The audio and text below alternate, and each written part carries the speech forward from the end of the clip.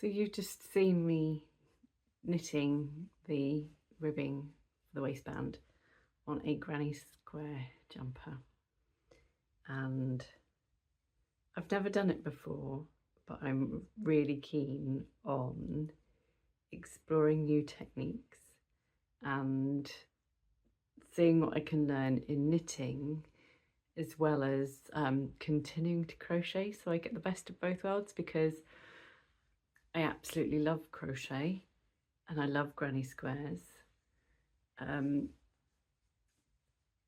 But I also am super keen on learning how to knit, improve my knitting, and this is kind of a really good way of doing it.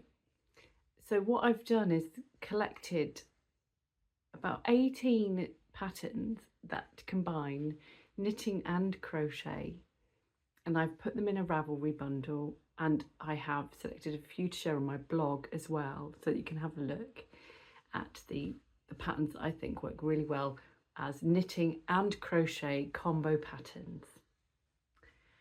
And before I talk about those, I guess what I always forget to do is introduce myself, and because I just start talking normally, and nobody knows who I am. I mean, not that you might not be interested, but my name is Rosina, and I am a crochet designer, and I live in the southwest of the UK.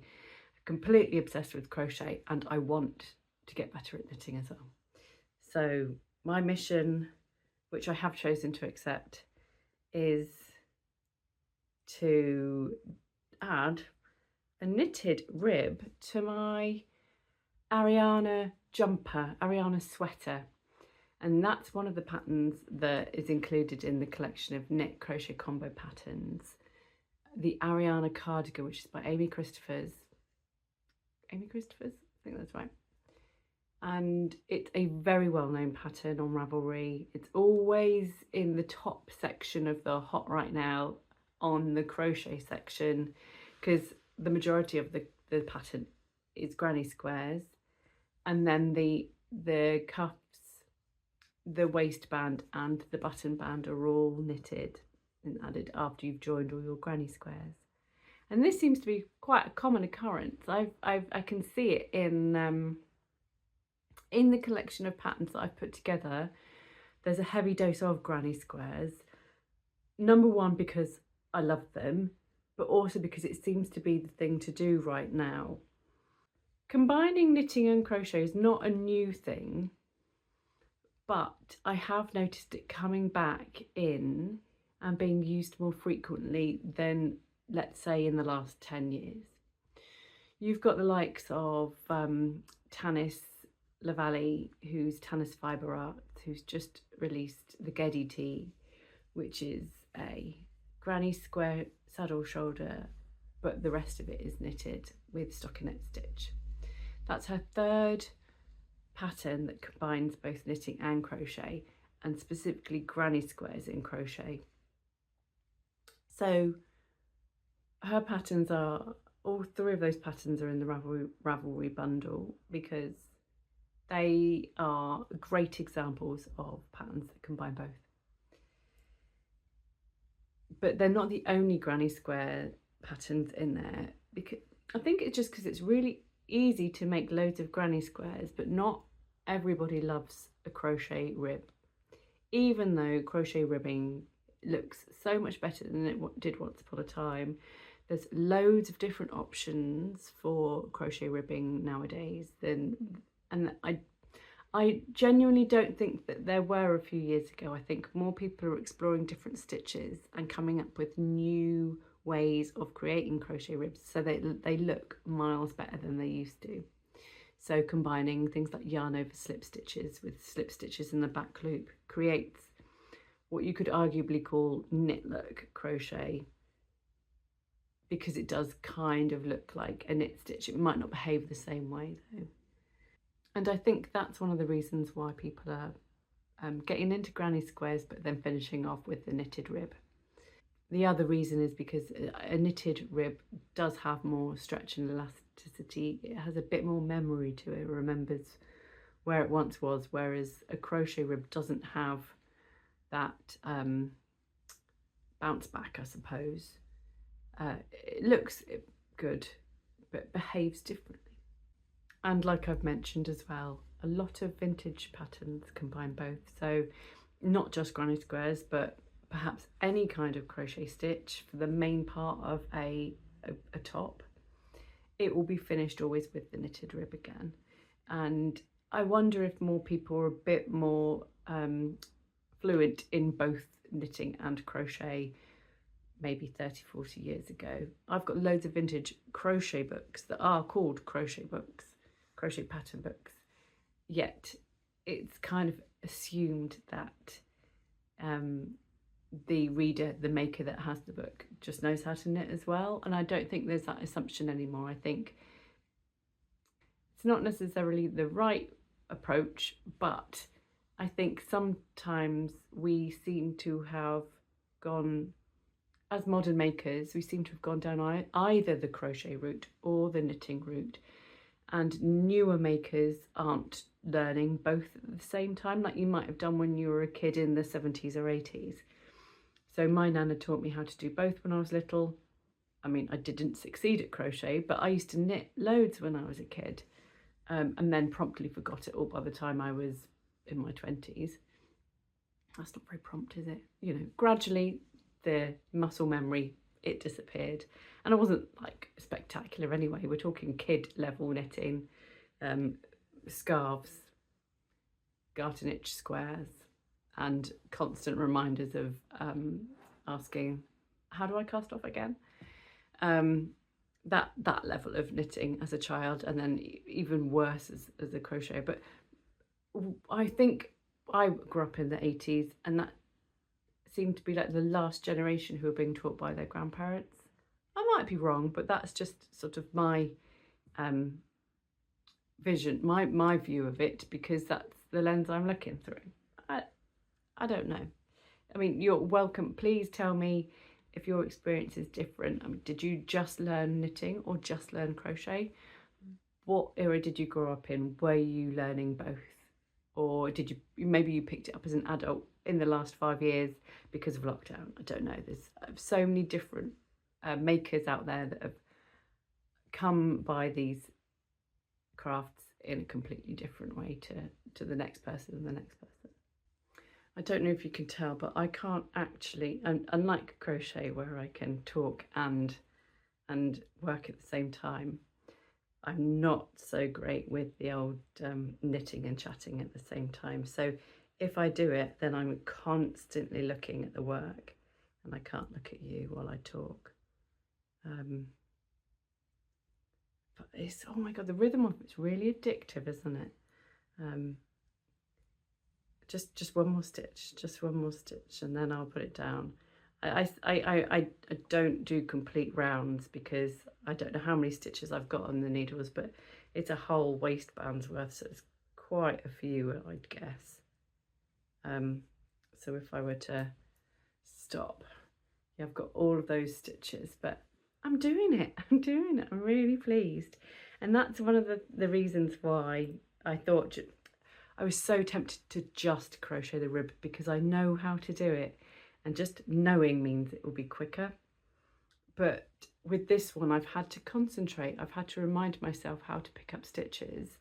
I've had to remind myself of continental knitting rather than throwing, which I'm working on and have been for a really long time. A Sophie shawl. For about 3 years, it's been on and off the needles. Not so much off, but you know, I put it down for a long time, and then pick it up, do a few rows, and then forget about it for another 6 months. But I had to remind myself how to pick up stitches, remind myself of continental knitting, because yeah, the Sophie shawl I've just been doing with like throwing English style knitting, whereas this one is, I think 2x2 rib is much easier with continental style knitting, and I'm doing all right. I'm making some good progress. My tension, I won't know if I've got issues until I finished it. But this is a really good way for a crocheter to learn knitting in small doses. so that my project is not completely overwhelming to me. I can do the bulk in a stitch I'm familiar with. Granny squares I can literally do with my eyes closed, as many of us can, and it's only the last bits where I'm having to concentrate and learn a new skill, and actually even then I'm becoming more familiar with it with every round, and I'm reminding myself, oh yeah, I can see what a purl stitch looks like, I can see what a knit stitch looks like, rather than a complete novice who wouldn't be able to identify the difference between the two. It's only when you're working it and doing it that you go, ah yes, I can now see the difference. And only through making a couple of mistakes have I gone, oh yeah, I'll remind myself how I'm supposed to tink back as well. So small piecemeal learning, which is great for me. And I think it's a really good way to approach learning something new and different. The next thing that I will learn on this will be doing the V-neck. So this is a V-neck here. I'm going to have to knit that and do some magic to make the knitted 2x2 rib V here. And I've never done that before, so that'll be a new experience. And not that. And I don't know if this is too small to use the circulars. Will I have to teach myself how to do a magic loop? Or I think there's something called a travelling loop. I don't have DPNs, but I could use this as my first go at using double pointed needles. I've no idea, but again, it's going to be a new technique for me. So combining knit and crochet patterns is brilliant if you have confidence with one, not so much with the other, but you're willing to learn it. I think it's a really good avenue to go down, and I'm literally just entered the first set of trees, and I'm very excited about it. And I could talk about 10 patterns, I think. So I've already talked about Tanis Fibre Arts and the combination of granny squares and the stockinette. I don't know what order they're in. I think it's Fleetwood came first, then Jethro, and then the Geddy Tee. And actually there's a really interesting podcast that Tanis put together. I don't know the designer at all. For a long time she's been on my radar, but it's only since doing the crochet stuff that I've gone, I'm going to explore further. And she's put out she's got her own podcast, has put out some videos that explain the design process and the hurdles that you might get if you're wanting to design with granny squares, and why it's kind of also easy to combine it with knitting as well. So I'll link to one of those videos as a starting point. It's a really interesting video. It's about a 20-minute watch, and I highly recommend that you check it out. Granny squares and knitting done very, very well indeed. And the other one that has recently made me go, whew, that's good, that's really good, are the Bubble Pop wrist warmers by Jen Yard, I think, who is Everything Shapes Us on the old Instagram. And they are wrist warmers, and I have some crochet ones here that are 100% crochet because I didn't have the patience to pick up the pattern, and also it's because it's in a book that I don't have called 52 Scrap Projects, something like that, published by Lane. I don't have the book, so I haven't got a pattern to follow, but essentially the wrist warmers look very similar to this. These are 100% crochet, and I eyeballed it from pictures I have seen on the internet. I started with granny squares, and then I decided to use half double crochets, American speak, for just working in the round. And then when it came to the bubble stitches, it's single crochets and then bubbles intermittently. finished off with a post stitch ribbing. In the knitted version you have granny squares and you have the crochet bubbles, but everything else is knitted. So you have stockinette rows between all the bubbles, and then the ribbing is knitted. And they look really beautiful, and I would love to make some. And I think if you're an accomplished knitter and crocheter, you would be able to knock them out in no time at all. And certainly, I mean, the crochet version, so quick to make, and relatively easy to kind of just look at the pictures of the knitted ones and work out how to translate it into crochet. I don't have a pattern for these 100% crochet ones because it's arguably not my, no argument about it, it's not my idea. So as much as I know people really wanted me to do a pattern for them, no. It's not mine, and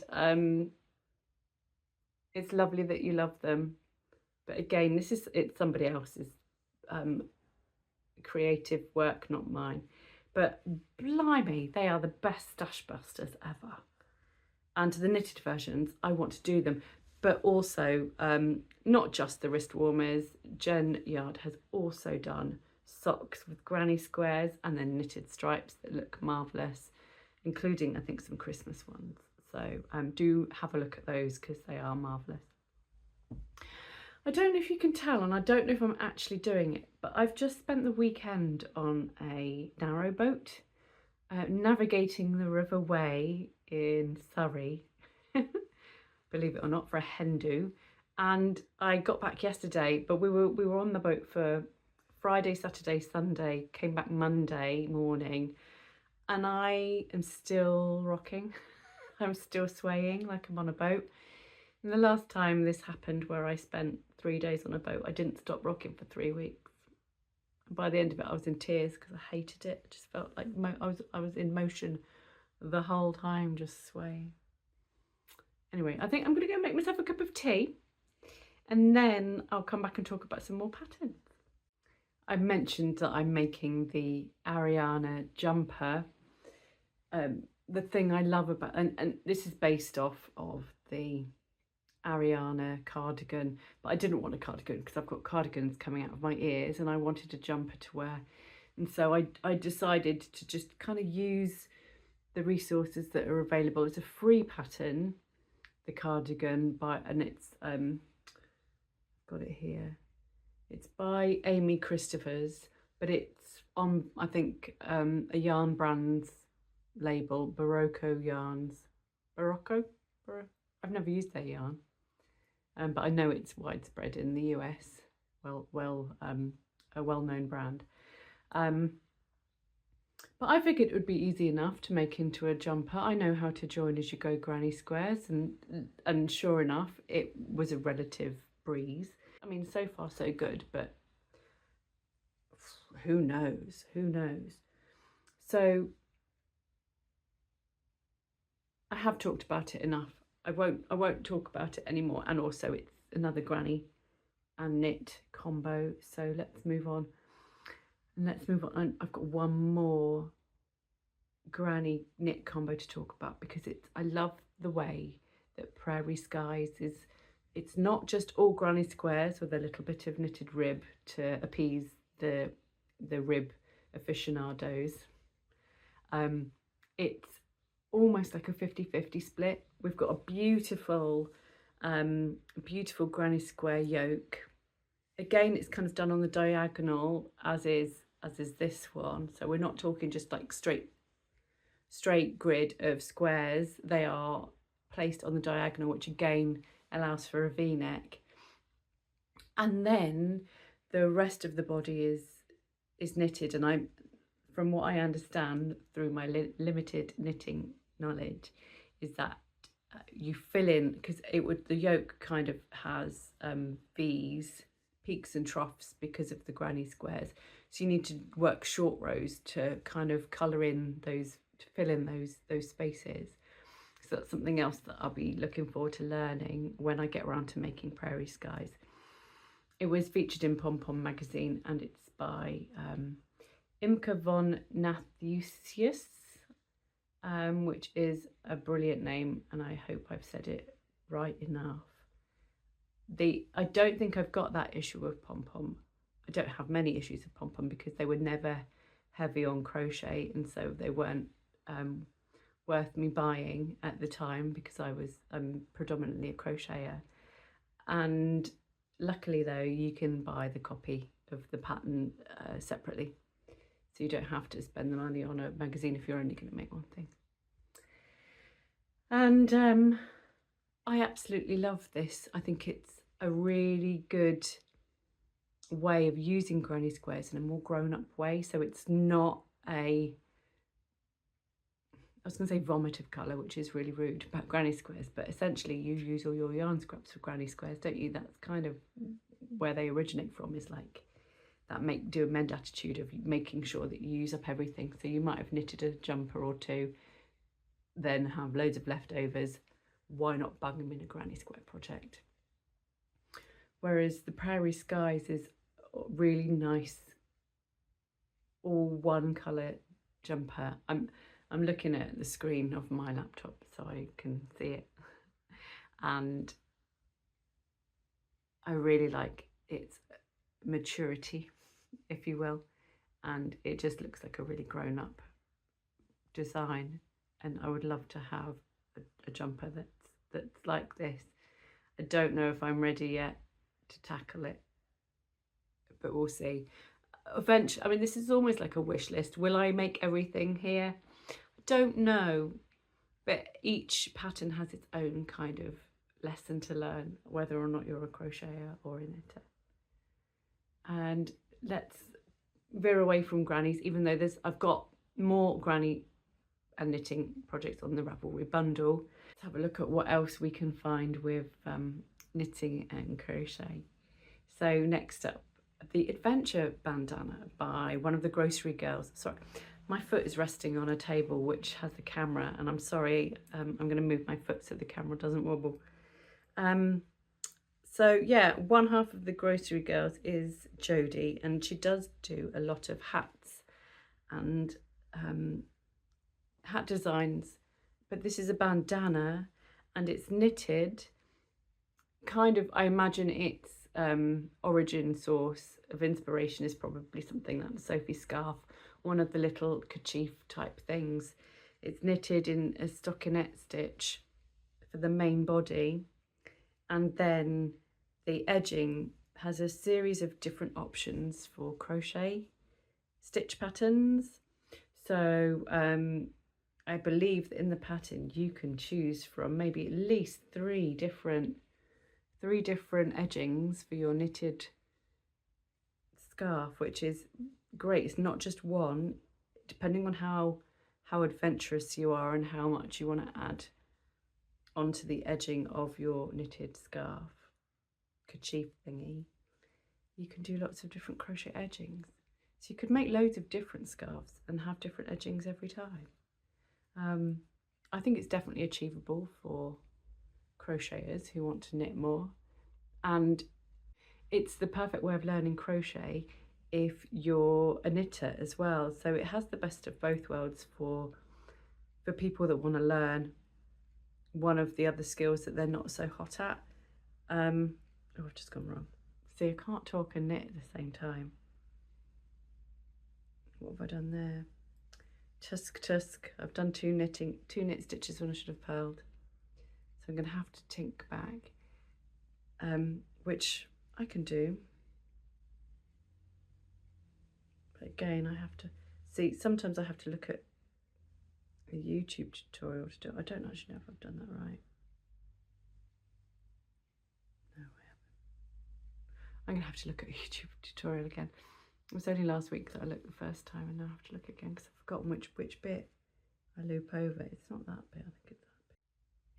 Same goes for the One That I Want crop, which is by Lily Kate France, who is a very well-known knitwear designer who knits beautiful knitted garments that are usually quite fitted, and that works really well for knitting, probably more so than crochet. You can probably play a lot play a lot more with negative ease, for example, which isn't ideal in crochet necessarily. But the edging is done in just a gentle bit of crochet lace, and I think that also makes that stretch of knitting behave itself a little bit and stops it becoming too errant, and makes sure that everything stays in place, which is what you want really in a vest top. This is too hot.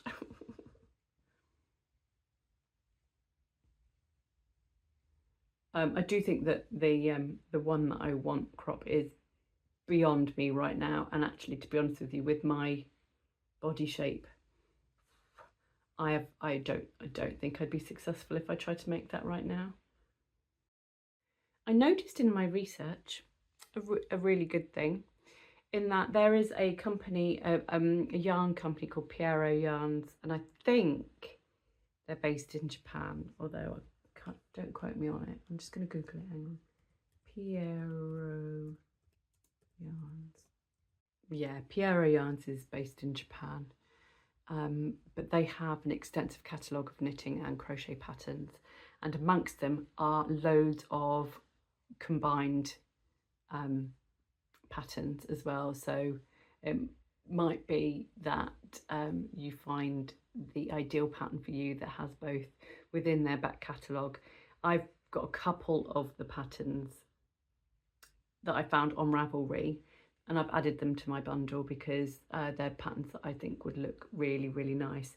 So for example, one of the ones I've got here, and they're not always named nice names, it's just 373 cardigan.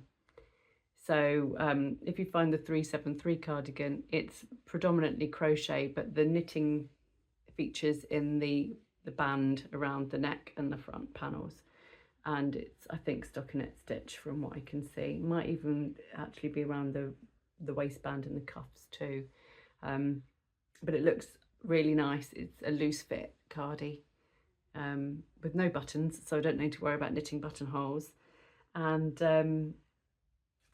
I think it's lovely. And I'm just going to check my bundle to see what else I have in there. Is there anything from them?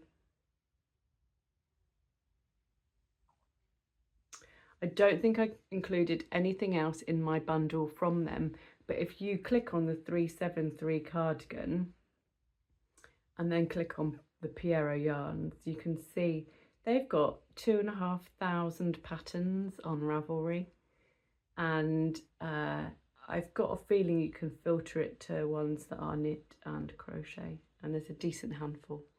So there's loads of choice there, and I really like Japanese crochet patterns.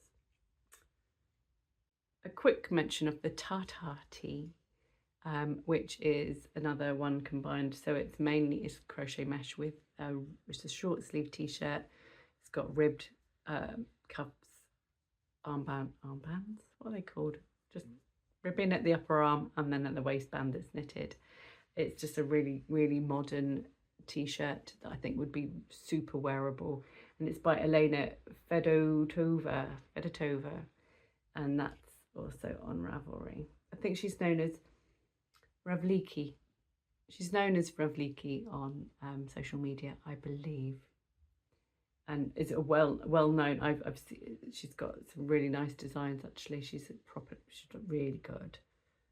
Another pattern I think is a really good combination of both knitting and crochet, and shows both in a really good light and neither one overshadowing the other, is the Link Tee by Tomomi Yoshimoto. It is a crochet yoke with some open lacework crochet and in a round neck yoke, and then the rest is knitted. It's a really nice combination of stitches and works really well, and I think it would be completely and utterly wearable. Looks really good, and then you can finish it off with crochet at the bottom as well, so that it's like a decorative waistband. Really nice, really modern, and one day I'm gonna make it. One day. And there's a jumper version, like a high neck version, and a tee version, so definitely worth having a look at. I want to make a quick mention of the Fleur sweater, which is this Sandner's yarn. Sorry for the lack of smoothness as I say that. I think it's pronounced in a much more lyrical fashion. But I'm not going to talk too much about this one because I haven't actually found the pattern. It's on Ravelry. There is a, what are those? Are they? I want to say it's called a Dickie, but I think that might be not true. But one of those neck things that is just a flap at the front and the back and is not a real jumper, but you kind of wear it as a neck thing over a coat. There's the Fleur neck and the Fleur sweater. They're both beautiful, but they feature kind of pretty decorative squares and then knitting at the neck and cuffs and whatnot, but are published in a pamphlet. I don't know if you have to buy the pamphlet or if you can get it on Ravelry, but I've had a bit of difficulty trying to find it, so I don't actually know where it is, but that's included in my collection that I've put together, and it's really, really pretty, as is the jumper. If you know where the pattern is, I mean, I haven't looked properly. I've just had a quick glance, but at a quick glance, it wasn't there. And then lastly, I want to mention the Anemone jumper, and it's by Marie Wallin, who does loads of knit and crochet combo designs. And there's something for all seasons. Predominantly, she's a knitwear designer. But I really like and appreciate the fact that there are plenty of combo patterns to choose from as well. And I'm still rocking. The Anemone jumper is just really lightweight, summery and beautiful. The Anemone jumper features in filigree, which is collection 3 by Marie Wallin, and it's a celebration of crochet patterns apparently, but it does, for some of the patterns, combine knit and crochet, so that's worth bearing in mind. But it just, again, it highlights both in a really, really good way, and it's a very elegant design, which I appreciate, especially in crochet, because sometimes crochet's got this reputation as being clunky and heavy and stiff fabrics, and it's just not true. And this kind of design really proves everybody wrong when it comes to those kind of claims. The crochet sleeves are fabulous, and the knitted front means that there's no holy bits, so you can wear it as a top without worrying about the naughty bits poking through, which is great. And yeah, so I think that's probably enough, isn't it? There's a handful more, so do go and check out that bundle. And also don't forget to have a redo of the blog post that I wrote as well, that sort of is in a similar vein to this video, so you're welcome to go and read it, and it has some of the links to the patterns that I've talked about as well. So that means that I can I'm going to shut up shop, I'm going to press stop, and I'm going to carry on with some more knit ribbing and have a jolly, lovely, relaxing afternoon. Well, actually, probably not. I've got loads of stuff to do, and there's only about half an hour until the kids come home from school. Right, I'm going to go now. I've got to go and look up how to tink pearl stitches because I've forgotten. I know it's simple, and as soon as I see it, I'll go, of course. But for now, I've got this fear that I'm going to drop the stitches, so I'm going to Google it. I have a favourite video on YouTube on how to tink, and it's brilliant. If you have enjoyed this video, please do leave a comment and a thumbs up, and also hit the bell to subscribe and do all that jazz, whatever it is you need to do these days. That would be much appreciated. Thank you very much. And if you have any patterns that you think will fit the bill perfectly for knit and crochet combi style patterns, do let me know. Leave a comment so people can check it out, and so that I can add it to the Ravelry bundle. That would be amazing. Thank you so much for watching, and I shall see you again another time. Cheerio, bye bye.